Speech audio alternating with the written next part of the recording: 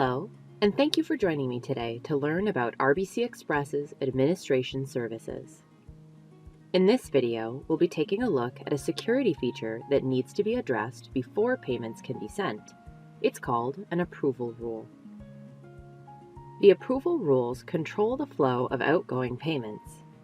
The rules must be established before payments can be sent, and we recommend that you create rules that reflect your internal payment approval process, as simple or as complex as that process may be.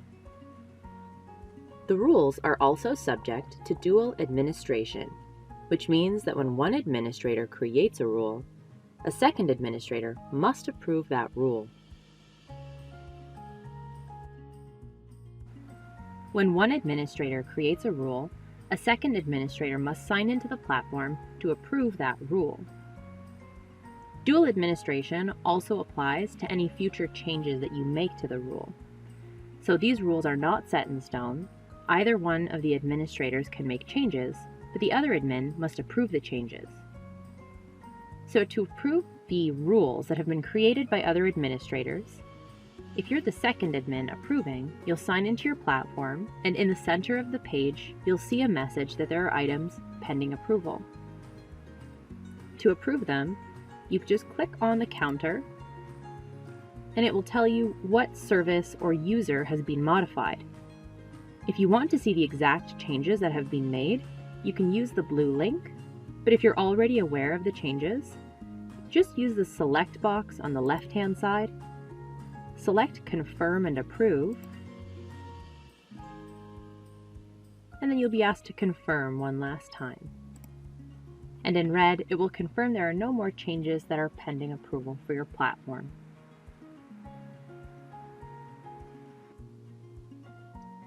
So administrators are in charge of creating the approval rules. However, being a payment approver can have different considerations. An approver is an individual who has access to RBC Express, who can approve either their own payments or payments made by others. The access that this individual has to RBC Express can take the form of one of two roles. The first is an administrator with service access.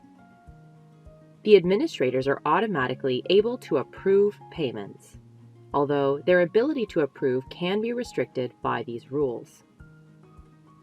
The second role is a user. The user must be given permission to approve by the administrators, and they can also be restricted by the rules.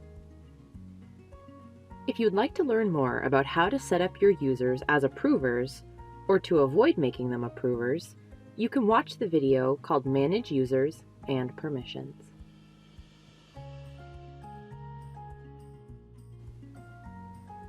RBC Express has two different approval rule options to help you reflect your organization's internal payment approval process.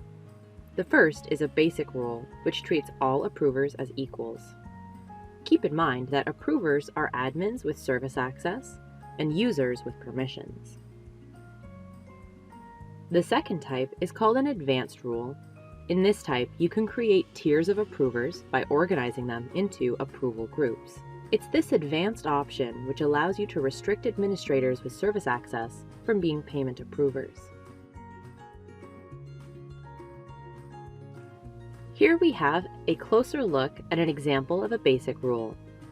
In this chart, all of the approvers are considered equal, and the chart outlines that from 10 cents to $1,000, only one approver is needed, and over $1,000 to $10,000, two approvers are needed.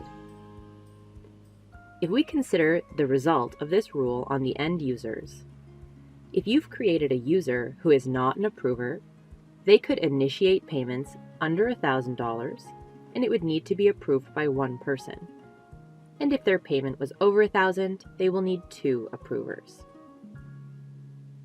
However, if the user initiating the payment is an approver, then they can approve their own payments under $1,000 and will only need a second approver if they go over $1,000.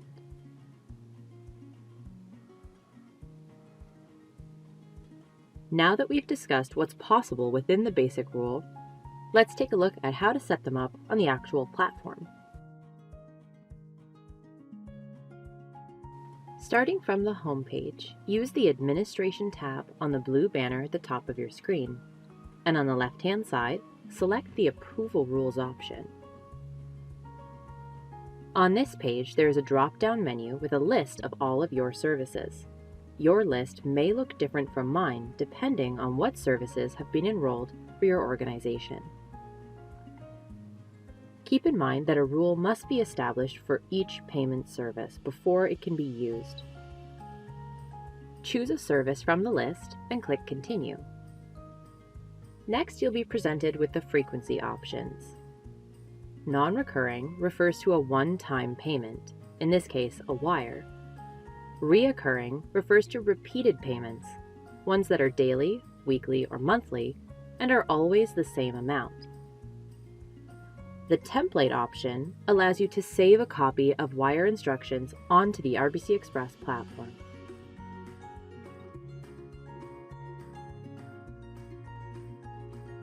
This next page is where you will indicate whether this rule is basic or advanced.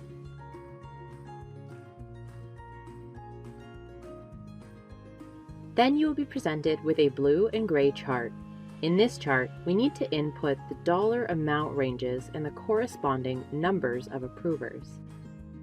To recreate the chart in my previous example, I'm going to enter $1,000 and select one approver. You'll notice the next line of the chart automatically fills in with $1,000.01. I don't have to use the additional lines, but I am going to enter the next amount as $10,000 and increase the number of approvers to 2. Keep in mind, within a basic rule, all approvers are equal, and the approvers are administrators with service access and users with permissions.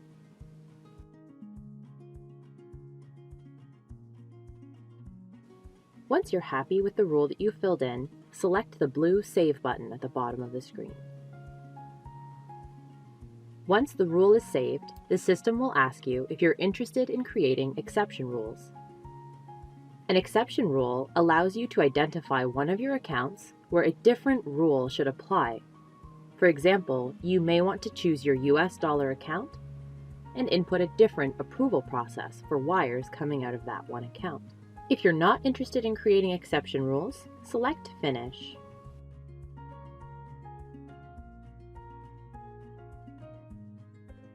Now that the rules have been saved, the web page will remind you in red that the rule has been submitted for approval.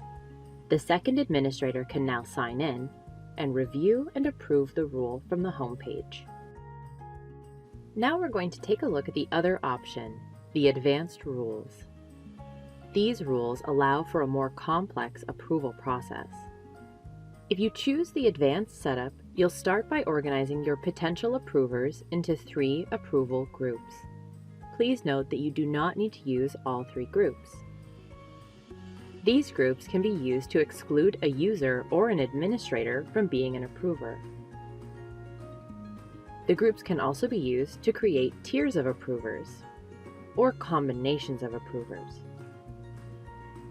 Once your groups are set, you will establish the amount ranges and corresponding number of approvers by selecting from those groups. An example of tiers of approvers is shown here. David Andrews, our CFO, is in Group B. That rule says that payments under $1,000 could be completed by any approver from Group A or Group B. But over $1,000, only Group B, which is David, can approve. You'll also notice that Group C has not been included in the chart. This means that Bob will not be able to approve. I could also have left Bob out of the groups entirely with the same effect. This next example demonstrates how you might use the groups and the advanced rules to indicate that there should be combinations of approvers. In this rule, Rule 1 has 2 approvers from Group A and 1 approver from Group C. Or Rule 2 has 2 approvers from Group A and 1 from B. Keep in mind that the advanced approval rules need only be as complex as your internal payment approval process requires. So now that we know what's possible with the advanced rules, let's take a look at how to set them up on the platform. Once again, starting from the home page, use the Administration tab on the blue banner at the top of your screen, and then select Approval Rules. Choose the service and the frequency, then select to set up Advanced. So now I'm being presented with my list of approvers. This list is made up of administrators with service access and users who have been given permission to approve. I can move an individual's name into the 3 groups on the right by clicking their name and using the gray arrows. If I leave any names in the unassigned approvers box, that user or administrator will not be able to approve payments of this type. Once you're happy with the group setup, select Save at the bottom. On this next page, you'll see the approval groups listed at the top, and beneath it, a blue and gray chart where you outline the amount ranges and select the approvers. Similar to the basic rule, the advanced rule also allows for up to 3 amount ranges to be defined. However, you do not need to use all 3. Within each amount range, you can create up to 3 rules, and again, you do not need to use all 3. You'll also notice that the columns in the chart reflect the groups A, B, and C. So I'm going to begin with an amount range, starting from 10 cents to $1,000. Within this range, I have 3 potential rules, and I'm going to start with Rule 1, selecting 1 approver from Group A. For Rule 2, I'll indicate 1 approver from Group B. And under Rule 3, 1 approver from Group C. Doing that has established that all 3 groups contain people who can approve this amount range, and only 1 approver is required. For the next amount range, from $1,000.01 to $10,000, Rule 1 will indicate 1 approver from A. Rule 2 will indicate a combination of approvers, 1 from B and 1 from C. And in this case, I'm going to leave Rule 3 blank. It's important to fill out these lines carefully, as a contradicting rule will result in an error. Similar to the basic rule, when you select Save, you'll be asked if you're interested in creating any exceptions to the rule. If you do not want any exceptions, simply select Finish, and the rule will be submitted for approval. If you have any questions about the features shown in this video, you can always contact the Client Support Center. Our phone number is at the bottom of your screen at all times.